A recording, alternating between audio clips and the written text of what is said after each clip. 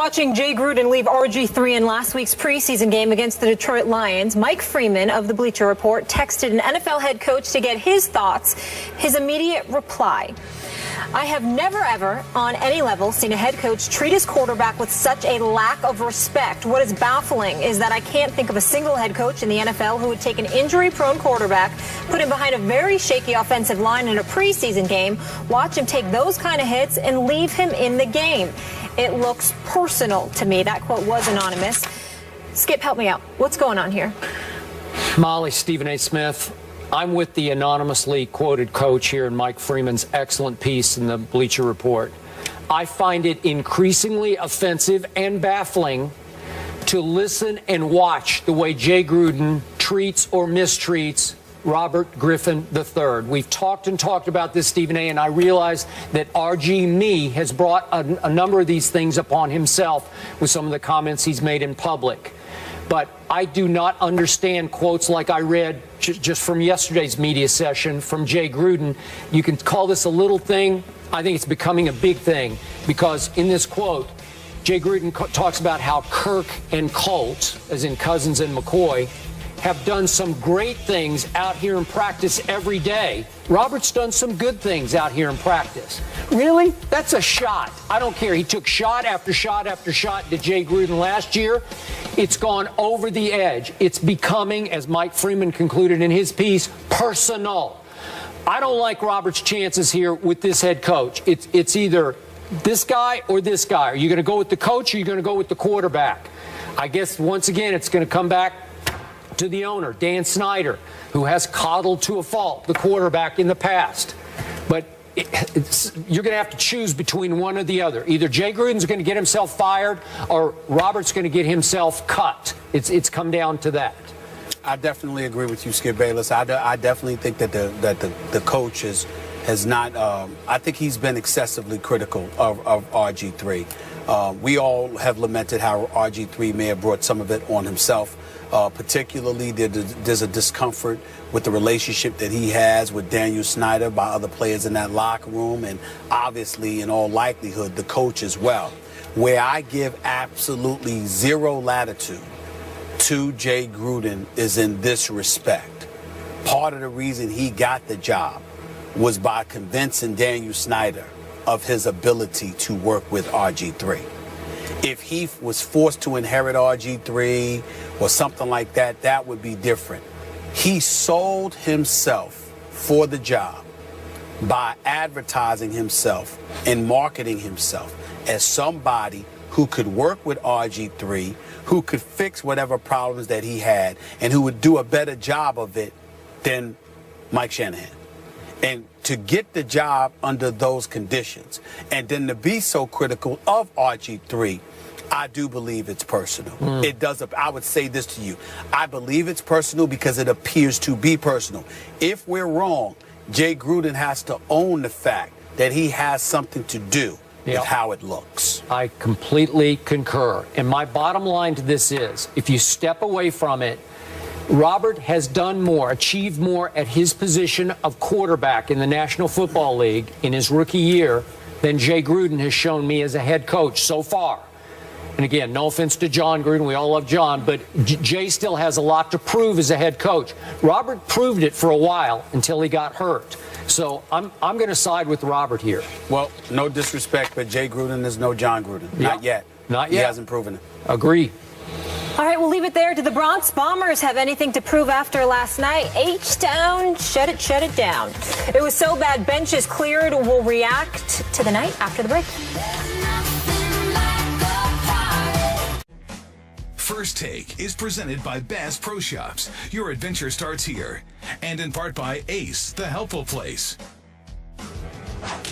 About last night, the Astros beat the Yanks 15-1, and the Blue Jays rallied in the ninth for a 6-5 win over the Rangers. The Yanks now trail the Jays by 1 game in the AL East. Skip, your Blue Jays pick. You're still confident, my friend.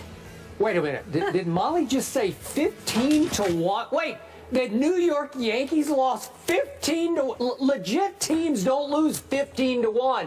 And by the way, my Blue Jays did have a miraculous top of the ninth rally at Texas to win 6-5.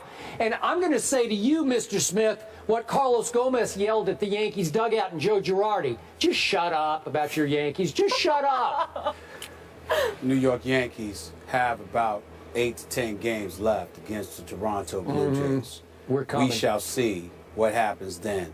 Last night, sheer aberration. Bad night. No big deal. No big deal. Mere bag of Yankee Mere shells. bag of He's shells. Cali cool right now. Mere bag of shells. Don't even worry about it. Mere bag of shell of Don't even worry about it. Oh, cells. Skip. That's what it is. I'm about to go to Rodeo Drive. Whatever. Check your leg. Whatever. Yeah. Get rid of you this did too. man. Yeah. Bye.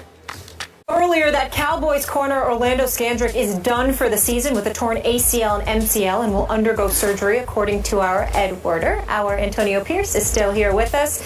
Antonio, with Scandrick out, what does the NFC East landscape look like now? Well, one, if I'm a Cowboy fan, I'm nervous. You lose DeMarco Murray in free agency. You lose one of your better defensive players in Scandrick, a leader in that secondary, which struggled last year. And you got guys like Carr and Morris Claiborne. He's back. You know, he's coming back from injury. But more importantly, look at that division who you got to guard. We just talked about Odell Beckham, the Victor Cruz for the Giants. Then you got Deshaun Jackson as well. How do you fit in defensively, stopping these elite wide receivers in the game without one of your better cornerbacks who you can move around the slot, blitz them off the edge, a good tackler, just a good overall player. So for me, you have to now look at the Philadelphia Eagles and how they performed the other night against the Ravens with multiple quarterbacks. Everybody in that Chip Kelly offense looks outstanding now. Tim Tebow, great job coming back to football because now you might be a starter at some point. So to me, you got to look at the Eagles, what they did with DeMarco Murray, signing him, Ryan Matthews as well, bringing in Sam Bradford, who looks very comfortable in that system as the Philadelphia Eagles is being the favorite in the NFC East. Stephen A., we need some Skip Cowboy Bayless. hate. Skip Bayless. Yeah. As you know, just a few months ago, I looked at the Cowboys, looked at their personnel, looked at the fact that even though they had a couple of dudes who couldn't stay off the weed, I looked at all of these different things. I still said because of Dez, because of Tony Romo, because of the weapons, the requisite weapons that they had at their disposal, that the Cowboys would win the NFC East. But obviously, because it was so early, we both reserved the right to change our minds. Yeah. You know, today, I'm officially doing just that. I knew it. I'm rolling with the Philadelphia. I'm rolling with the Philadelphia Eagles to win the NFC East, and I reserve the right to change my mind on that because I might pick the Giants, who it won't be is the Dallas Cowboys. Because I believe, Skip Bayless, that the accident waiting to happen has and will continue to happen as this season progresses. That's what I think is going to happen. Now, when I look at the Philadelphia Eagles, let me just get this out of the way. Suspect on the changes that Chip Kelly made, no doubt about it. But improving your secondary, I mean, with the Byron Maxwell, with the Walter Thurman III, when you look at guys like that, maintaining my man Malcolm Jenkins, there's no question that I love what I'm seeing in that regard because I think that there's nowhere to go but up. Their defense was anemic. I think they gave up about NFL worst 72 plays of 20 yards or more. That's just bad.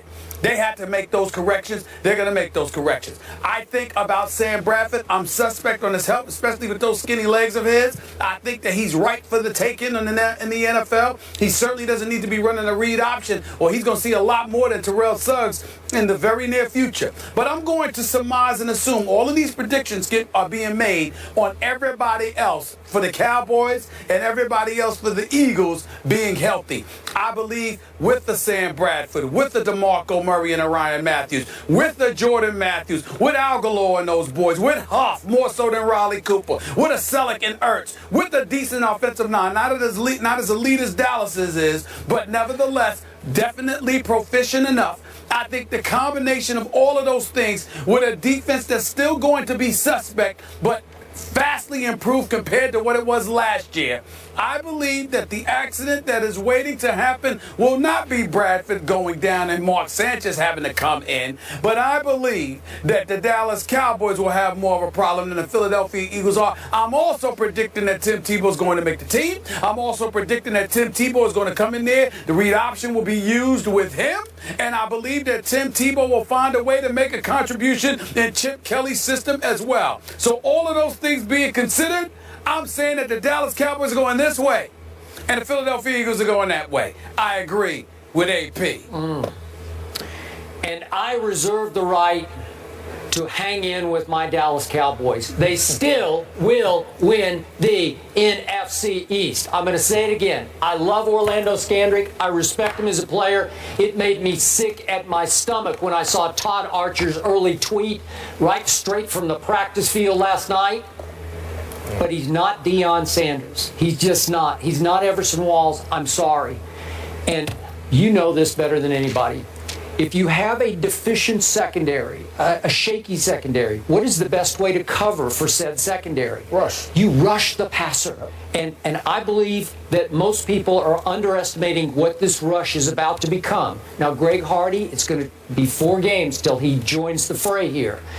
And Rolando McClain, who might have been their best defensive player last year in the middle at linebacker, it's going to be 4 games. But Randy Gregory is leaping off my TV screen in these preseason games. He can flat out rush the passer. DeMarcus Lawrence, their second-round pick of a year ago, we saw in the playoffs he started to leap off your TV screen. And listen, Jeremy Mincey can rush the passer, and Tyrone and Jack Crawford can rush the passer. They've got a 2-deep rotation in the defensive front that is strong. And Sean Lee comes back at linebacker. God bless him. I hope he can stay healthy. Anthony Hitchens in the playoffs was all over the field making plays. So the front 7, I think, with Rolando McClain, once they get rolling after the first 4, and Molly mentioned their first 4 games, starting with your New York Football Giants, then they have to go to the Eagles, and they get the Falcons at home, and they have to go to New Orleans. If they could get through that stretch 2-2, I think they would be off to the races. I'll take 3-1, but 2-2 would be just fine. And you still have the best offensive line in pro football. With who running behind them? Joseph Randle. No. And I keep waiting on Darren McFadden, and I'm not going to go there yet. Not happening. Okay. No, you're not? Not buying them to running backs. Okay. Every time Joseph Randle touched the football last year, which was 51 times, 7 yards happened. An average of 7 yards. That's pretty good. He was all Big 12 first team. You know, I loved him in college. Again, am I saying he's DeMarco Murray? I'm not. And to your point, I tweeted twice late at night after Eagles preseason games. As a Cowboy fan, the Eagles look scary good to me because Stephen A. mentioned Chip Kelly's got 2 big new toys, and Nelson Aguilar and Kenyon Barner. And both of them are just game breakers, and they scare me because he hasn't had that. And the defense with Byron Maxwell, we can go on and on. That defensive front looks strong to me, and they're playing with a lot of energy and emotion early that's impressive to me. But do they got a bunch of quarterbacks, but do they have a quarterback? That's what I want to know. Do they have one that you can trust? Stephen A., if it comes to Mark Sanchez, he is the ultimate accident waiting to happen. That's why I said Tebow. Okay. All right, well, it might be. And if I have to decide between, if it's Tebow versus my Cowboys, I'm going to be in a bind. I'm going to have a hard time. I must That's admit stressful. to you. That's what I love. I would sit there and go just like this. Yeah, you would.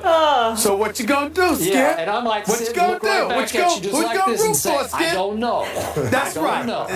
And I'll be like this, hey, and then you'll come on the air the next day with your opinion. I'm like, no, you ain't allowed. We don't want to hear from you because you don't want to take. You can't pick between the two. You have nothing to say. Nothing. That's what's going to happen to you, Skip. At some point, it's going to be Tebow against your Cowboys. And you got to make a call. And I'm just going to sit up there and look at you. What you got to say? What you got to say now? You know what? We need to film that viewing. Right. You know what I would do, honestly? Turn off the TV. No, I would not.